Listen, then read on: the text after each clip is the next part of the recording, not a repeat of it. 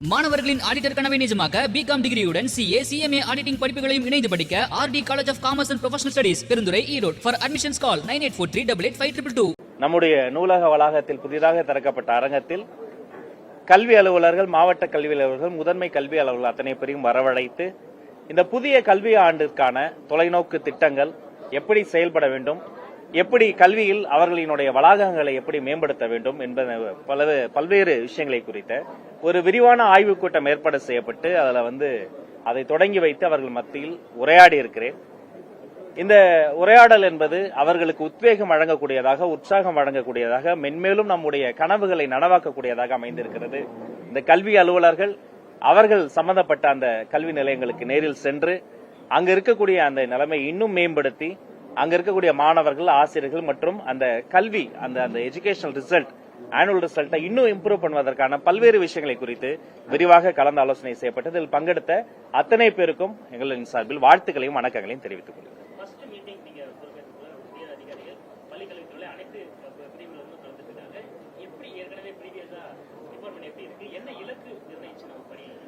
என்னுடைய கனவு ரொம்ப பெருசு. இப்ப லேட்டஸ்ட் ரிசல்ட் பாத்தீங்கன்னா 10ஆம் வகுப்பு கிட்டத்தட்ட 94.3%, 12ஆம் வகுப்பு 95.2%. இது ஒரு பெரிய மைல் ஸ்டோன். இதுக்கு முன்னாடி கடந்து வந்த பாதை சரியான பாதையை நோக்கி வந்திருக்கிறார்கள். ஆனால் இது போதாது. என்னுடைய கனவு மிகப்பெரிய கனவு.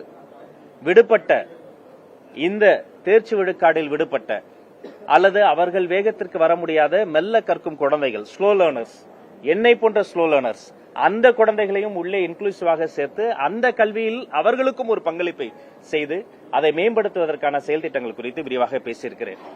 குறிப்பாக டிஎன் ஸ்பார்க் போன்ற செயல் திட்டங்களை முன்கொடுத்து வெறும் கூட்டல், கழித்தல், மதிப்பெண்கள், மனப்பாட பகுதி அதை மட்டும் படித்துக் கொண்டிருந்த குழந்தைகளினுடைய தலைமுறையை மாற்றி அவர்களுக்கு artificial intelligence, cognitive AI, coding, Python, J2E மற்றும் virtual reality, augmented reality, HTML போன்ற விஷயங்கள்லாம் தொடக்கமாக 5000 பள்ளிக்கூடங்களை தொடங்குவதற்கான வேலையும் நான் சொல்லியிருக்கிறோம். அதன் பிறகு தமிழ்நாடு முழுக்க கோடிங்கை இந்த பள்ளிக்கூட மாணவர்களுக்கு கொண்டு போய் கொடுத்து இந்த கோடிங்கை அவர்கள் படிப்பதற்கான அந்த ஒரு வசதி வாய்ப்பும் ஏற்படுத்துவதற்கான போன்ற பல்வேறு விஷயங்கள் இந்த விரிவாக ஆலோசிக்கப்பட்டது.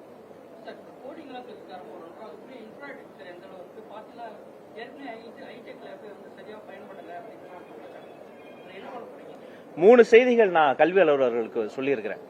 முதலில் மனநலன். படிக்கின்ற மாணவரினுடைய மனநலனை பாதுகாக்க வேண்டியது நம்ம அத்தனை பேரினுடைய கூட்டு பொறுப்பு. கொஞ்சம் சுமாரா படிக்கிற குழந்தையை கூப்பிட்டு, தம்பி உன் ஹேண்ட் ரைட்டிங் நல்லா இருக்கேன்னு சொல்லி பாருங்க, அடுத்த எக்ஸாம்ல 2 மார்க் எக்ஸ்ட்ரா வாங்குவார். கொஞ்சம் மேத்ல கஷ்டப்படுற மாதிரி ஒரு குழந்தைய கூப்பிட்டு, நீ நல்லா ஓவியம் நல்லா வரையிறியாமே அப்படின்னு சொல்லி பாருங்க, நீ ஒரு படம் வரைஞ்சிட்டு வா, காந்தி ஒரு படம் வரைஞ்ச, கலாம் ஒரு படம் வரைஞ்சிட்டு சொல்லுங்க, அவர் உங்களை பார்க்கும் பொழுது ஸ்மைலிங் பேஸோட வருவார். அப்ப அந்த குழந்தையினுடைய மனநலன் போதையின் பாதைக்கு போகாமல் எஜுகேஷனல் இன்ஸ்டிடியூஷன்ஸ்க்கு பக்கத்திலே ஆக்சசபிளாக இருந்த டாஸ்மாக் எல்லாம் மூடுறதுக்காக ஆனரபிள் செய்யும் உத்தரவிட்டதெல்லாம் நாம பார்த்தோம்.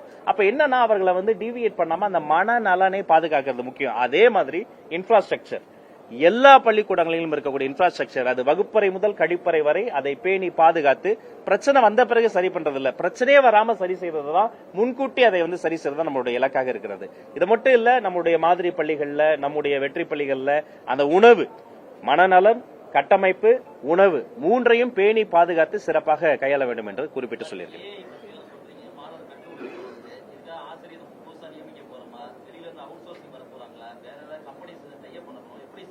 ஆல் பாசிபிள் வேஸ், ஆல்ரெடி இருக்கக்கூடிய டீச்சர்ஸ், ட்ரைனிங் தி ட்ரைனர்ஸ் நம்ம சொல்லுவோம். எப்படி புதிய சிலபஸ் புக்கை கொடுத்து அவங்களை ட்ரெயின் பண்ணி அதன் மூலமாக அவங்க டீச்சர்ஸ் ஸ்டூடெண்ட்ஸ் சொல்லி தராங்களோ அது மாதிரி அந்த டீச்சர்ஸையும் நாங்க அப்கிரேட் பண்ண போறோம். மற்றும் தகுந்த நேரத்தில் தகுந்த தேர்வுகளின் மூலமாக எந்தெந்த காலி பணியிடங்கள் இருக்கோ அதையெல்லாம் உள்ள கொண்டு வர போறோம். அது மட்டும் கிடையாது, இது நீட் ஆஃப் தி ஆருங்க. இந்த ஆர்டிபிஷியல் இன்டெலிஜென்ஸ்ல நாங்க பயனாளராகவே இருக்கிறோம். நம்ம தம்பியோ தங்கச்சி என்ன பண்றாங்க, சாட் ஜிபிடில போட்டு ஒரு அசைன்மெண்ட் எழுதிட்டு வந்துருக்காங்க, கூகுள் ஜெமினிஏல போட்டு ஒரு ஹோம்ஒர்க் முடிச்சுட்டு வந்துடுறாங்க. அப்படி வெறும் பயனாளரா இல்லாம நாம ஒரு கூகுள் ஜெமினிஏயோ நாம ஒரு சாட் ஜிபிடி உருவாக்கினா எப்படி இருக்கும். அப்ப அந்த ஒரு இன்குபேஷன் சென்டராக அவர்களினுடைய கற்றல் கூடமாக மட்டுமல்ல, கற்பனைகளை சாத்தியப்படுத்தக்கூடிய சாதனை கூடங்களாக மாற்றுவதற்கான ஒரு என்விரான்மெண்ட் நாங்க உருவாக்கணுங்கிற ஒரு இலை கூட நம்ம டிராவல் பண்ணிட்டு இருக்கோம். ஒரே நாள்ல பண்ண முடியாதுங்க, ஆனா ஒவ்வொரு நாளும் பண்றோம். நேற்றை விட இன்னைக்கு மாறி இருக்கு. போன வருடத்தை விட ரிசல்ட் 1% மேல இம்ப்ரூவ் ஆயிருக்கு. டெஃபினெட்லி ஒன் டே இது நடக்கும். அதை நோக்கி தான் நடந்துகிட்டு இருக்கும். இல்ல, போன வருஷத்தை விட இம்ப்ரூவ் ஆயிருக்கு. நெக் டு நெக் இருக்கு. அப்புறம் முதல் இடம் 2ஆம் இடம் அப்படிங்கறதுல எனக்கு பர்சனலா உடன்பாடு இல்ல. எல்லாரும் ஜெயிக்கணும், யாரும் விட்டு போயிடக்கூடாது, இன்க்ளூசிவா இருக்கணுங்கிறது தான் முக்கியம். வெறும் வெற்றியை மட்டுமே இலக்கா வச்சு போயிடக்கூடாது. அதுக்குன்னு சில மாவட்டங்கள்லாம் பின்தங்கி இருக்கும் பொழுது அது கண்டுக்காம விட்டுறக்கூடாது. அப்ப என்ன பண்ணணும்னா தொடர்ச்சியா ஸ்லோ அண்ட் ஸ்டடியா கொஞ்சம் கொஞ்சமா பேபி ஸ்டெப் ஆவது ஒரு வெற்றியை நோக்கி நம்ம நகரணும். அதுதான் நிலைத்து நிற்கும். இப்பதான் ஸ்மார்ட் கிளாஸ் ரூம்ஸ் நம்ம என்ஹான்ஸ் பண்ணிட்டு இருக்கிறோம். இப்ப அந்த ஸ்டூடெண்ட் சென்ட்ரிக் அப்ரோச் நம்ம என்ஷூர் பண்ணிருக்கிறோம். முன்னாடி எல்லாம் அப்படி கிடையாது. ஆனா இப்ப மாணவர்களை அதிகம் பேச சொல்லி டீச்சர்ஸ் ஆசிரியர்களை குறைவாக பேச சொல்லி அதை நாங்க அந்த போலார் ஷிஃப்டையே நாங்க இன்சிஸ்ட் பண்ணிருக்கிறோம். என்னுடைய அதிகாரிகளுக்கு இந்த நேரத்தில் நன்றி சொல்லணும். என்னுடைய சிந்தனை ஓட்டத்தோட அவர்களும் நேரடியாக அதே ஓட்டத்தில் அதே சிங்கிள் பேஜில் எல்லாருமே இருக்கிறோம். அதனால கொஞ்சம் கொஞ்சமாக நிச்சயமாக அந்த பெருங்கனவை ஒரு நாள் சாத்தியமாகும். ஆமாங்க.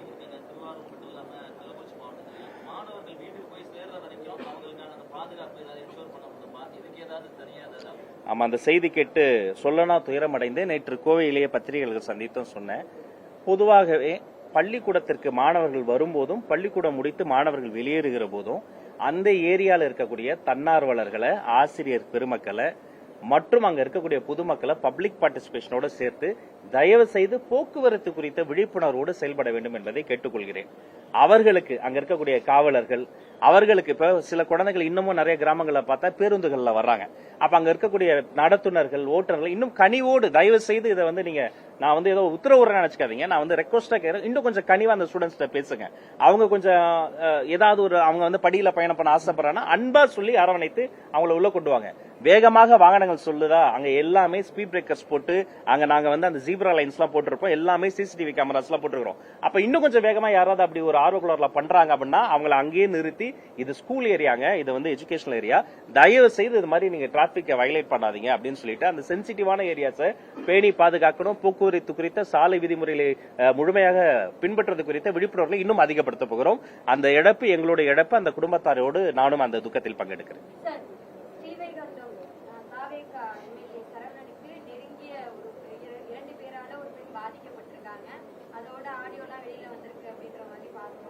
என்ன மாதிரியான நடவடிக்கைகள் கட்சி மேற்கொள்ளும் போது இன்னொன்னு மேலிடத்துக்கு தெரியும் அப்படின்னு சொல்றாங்க.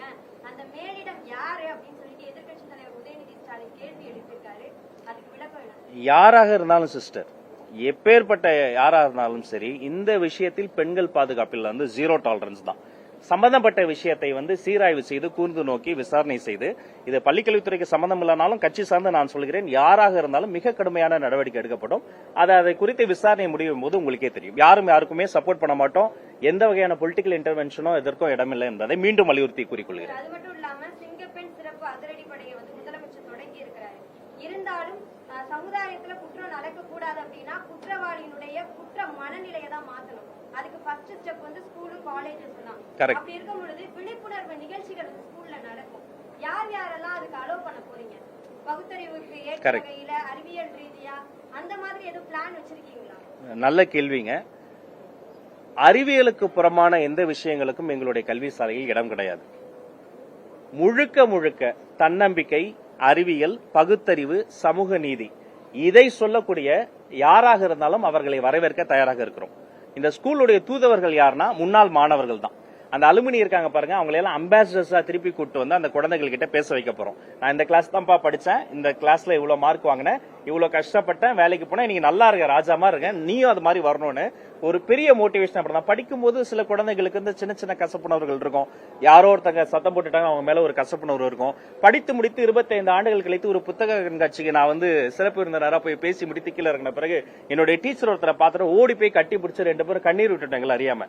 ஆனா படிக்கும் போது எங்களுக்குள்ள அவ்வளவு ஒரு மனக்கசப்பு இருந்துகிட்டே இருந்தது. ஆனா அன்னைக்கு அவர் கடுமையாக என்னை குறித்து இன்னும் கொஞ்சம் கூடுதல் அக்கறையோடு நடந்து கொண்டதால் தான் இந்த இடத்துக்கு நான் வந்திருக்கிறேன். அப்ப அதை போன்ற விஷயங்கள்லாம் சரி செய்வதற்காக தன்னார்வலர்கள், தன்னம்பிக்கை பேச்சாளர்கள், தமிழ் ஆர்வலர்கள், சப்ஜெக்ட் மேட்டர் எக்ஸ்பர்ட்ஸ் மற்றும் முன்னாள் மாணவர்களை நாங்க இன்னும் அதிகமா போன கல்வியாண்டுகளை விட அதிகமா உள்ள கொண்டு வருவோம். மிக முக்கியமான விஷயம் என்னன்னா, இந்த பள்ளிக்கூடங்களும் கல்லூரிகளும் மிக முக்கியமான இடங்கள். இந்த போதையின் பாதைக்கு அவர்கள் சென்று விடாமல் தடுப்பதற்கான எல்லா விஷயங்களையும் முன்னெடுக்க நாங்கள் தயாராக இருக்கோம். அதே அளவுக்கு சாதியும் ஊறி போய் தான் இருக்கு. இளைஞர்கள் மத்தியில சாதியுமே பரப்பிக்கிட்டு தான் இருக்காங்க. ஸ்கூல்ல நடக்கக்கூடிய சாதிய மோதல்களை தடுக்க ஏதாவது குழு இருக்கா? கண்காணிப்பு குழு கேட்கிறேன். அதே மாதிரி அப்படி நடக்கும் பட்சத்துல மாணவர்களுக்கு என்ன மாதிரியான ஆலோசனைகளையும் கவுன்சிலிங்? ஆசிரியர்கள் அத்தனை பேருக்குமே அதை குறித்த அவேர்னஸ் ஆல்ரெடி நாங்க கல்வி அலுவலகம் மூலமா சொல்லி இருக்கிறோம். மதம் சாதி சம்பந்தப்பட்ட அடையாளங்களோடு கல்வி வளாகத்துக்குள்ள யாருமே வரக்கூடாதுன்னு சொல்லியிருக்கிறோம். யாரும் அது ஒரு சின்ன கயிறா கூட இருக்கட்டும், எங்க வீட்டுல ஒரு கயிறு கட்டினா கூட நான் அங்க இருந்து வீட்டுல இருந்து கிளம்பும் போது நான் அதை கழட்டி போட்டுட்டு தான் வரேன். அதனால எதற்குமே இடம் கிடையாது. இங்க ஒரே ஒரு விஷயத்துக்கு தான் இடம், என்ன தெரியுமா? சமூக நீதி. இங்க ஒரே ஒரு விஷயத்துக்கு தான் வாய்ப்பு, என்ன தெரியுமா? அறிவியல். இங்க ஒரே ஒரு விஷயம் மட்டும் தான் இலக்கு, என்ன தெரியுமா? அடுத்த தலைமுறை போன தலைமுறையை விட இன்னும் கல்வியில சிறப்பா வரணும். மற்ற மாநிலங்களை விட நல்லா இருக்கு, சந்தோஷம். ஆனா மற்ற நாடுகளை விட இன்னும் சிறப்பா வருங்கிற இலக்கு வச்சு போறோம். அதனால இங்க பிரிவினையை தூண்டக்கூடிய, வேற்றுமை வளர்க்கக்கூடிய எதுவாக இருந்தாலும் இங்க இடம் இல்ல. ஒற்றுமை வளர்க்கக்கூடிய எதுவாக இருந்தாலும் வாங்க, இடம் இருக்கு. ஒரு தனி சட்டத்தை ஏற்கணும் அப்படின்ட்டு நேற்று ஒரு அறிக்கை கொடுத்தாரு. இளைஞர்கள் மத்தியில் ஸ்கூல் ஸ்டூடெண்ட்ஸ் அந்த மாதிரி நிறைய நடக்குது தென் மாவட்டங்களில் அப்படின்னு. மாண்புமிகு சமூக நீதி அமைச்சர் அண்ணன் வன்னியரசு அவர்களோடும் மாண்புமிகு முதல்வர் அவர்களோடும் கலந்து ஆலோசித்து அதை குறித்து விரிவான நடவடிக்கை எடுக்கப்படும். ஒரு மலைவாழ் கிராமத்துக்கு 59 ஆண்டுகளாக கேட்டு வராத பேருந்து நாம் ஆட்சிக்கு வந்த ஒரு 15 நாட்களிலே வந்திருக்கிறது. அது வெறும் டிரான்ஸ்போர்ட் கிடையாதுங்க, ஆக்சஸ் டு எஜுகேஷனல் இன்ஸ்டிடியூஷன்ஸ் இப்ப ஈஸ் அவுட் பண்ணிட்டாரு. அங்க படிக்கிற குழந்தைங்க பஸ்ல இன்னும் கொஞ்சம் வேகமா வர முடியும். வேகமா வரக்கூடிய சூழல் வருகிற பொழுது படிப்பில் இன்னும் அதிகமா கான்சென்ட்ரேட் பண்ண முடியும். நிலமற்றவர்களுக்கு பட்டா கிடைத்துக் கொண்டிருக்கிறது, வாய்ப்பற்றவர்களுக்கு வாய்ப்பு கிடைத்துக் கொண்டிருக்கிறது. அப்ப இந்த விஷயமும் கலந்து பேசி அதை ஒரு சட்டமாக கொண்டு வருவதற்கான நடைமுறைகள் எல்லாம் கலந்து ஆலோசித்து மாண்புமிகு முதல்வர் அவர்கள் முடிவெடுப்பார்.